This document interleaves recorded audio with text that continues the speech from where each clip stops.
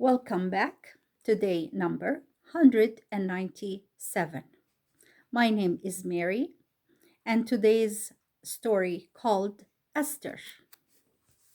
When Darius the Persian king died, his son Xerxes, who the Bible call Ahasuerus, took his place on the throne. Ahasuerus was not like his father Darius, a wise man. He had a bad temper and did many foolish acts. The palace where the king of Persia lived was no longer at Babylon, but at a city named Shushan in the mountains of a region called Elam. Their king Ahasuerus held a great feast with his nobles.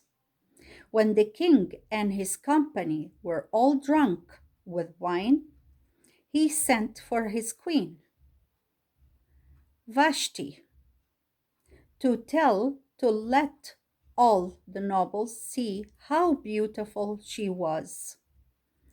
Among the Persians, it was wrong for a woman to allow her face to be seen by any man except her husband. Queen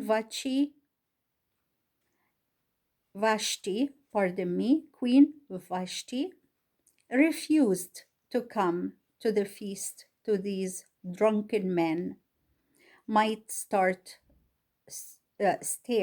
at her. This made the king very angry.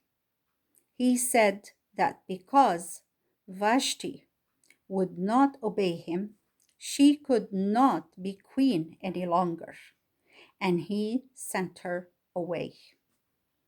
After this, King Ahasuerus decided to choose another woman to be his queen.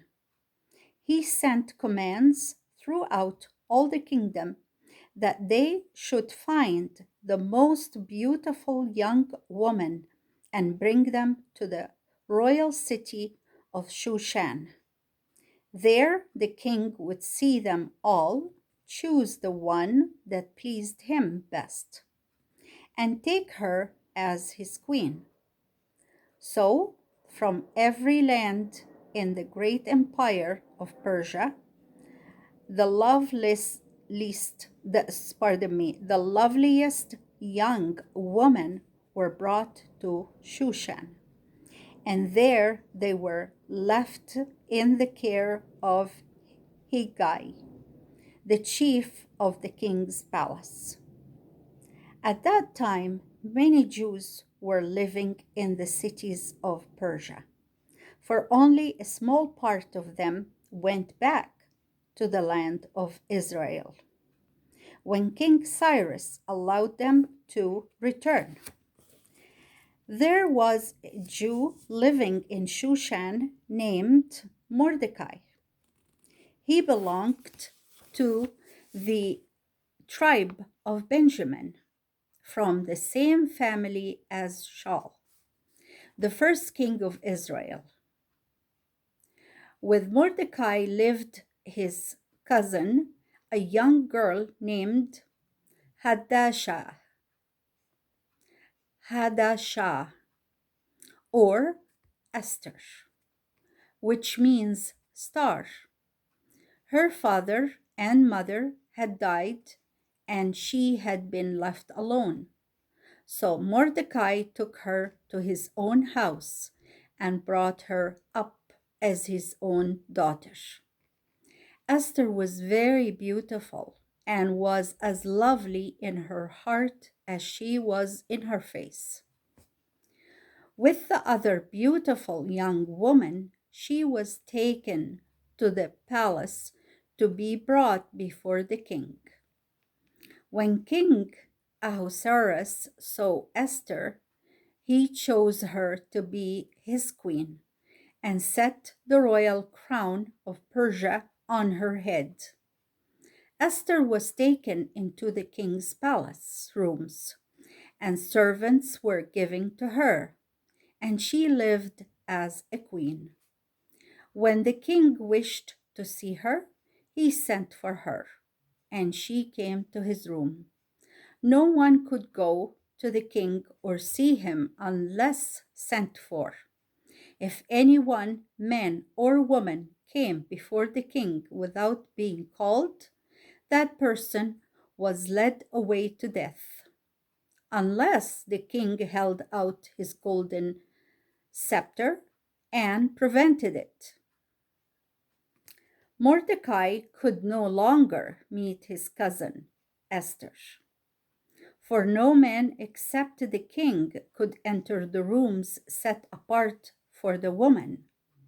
But Esther could see Mordecai as he walked by her window, and she could send word to him and hear word from him through her servants. Mordecai loved the lovely young queen, who was like a daughter to him, and every day he sat at the gate of the palace to hear from her. While Mordecai was sitting by the gate, he often saw two men who were keepers of the gate whispering together. He watched them closely and found they had made a plan to kill King Ahasuerus. He sent word of this to Queen Esther, and Esther told the king about it. The men were captured and hanged. An account of their plan of how they were found out by Mordecai, the Jew, and how they were punished by death was written in the records of the kingdom. And that was the word of the Lord. Now we come to our discussion questions. Number one, what kind of king was Ahasuerus? What kind of king was Ahasuerus? Why did the queen refuse to come to his feasts? And that was the second part of question number one. Why did the queen refuse to come to his feasts? Number two, what did the king decide to do? What did the king decide to do?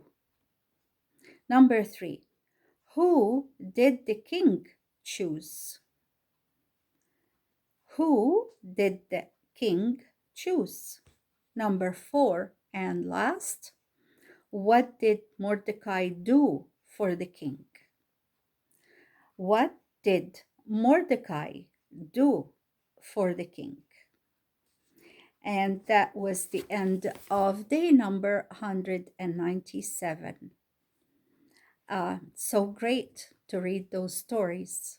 They are just very interesting and very lovely to know that really these things did happen in the past. So may God bless us all until next time. Thank you for being there. Bye bye for now.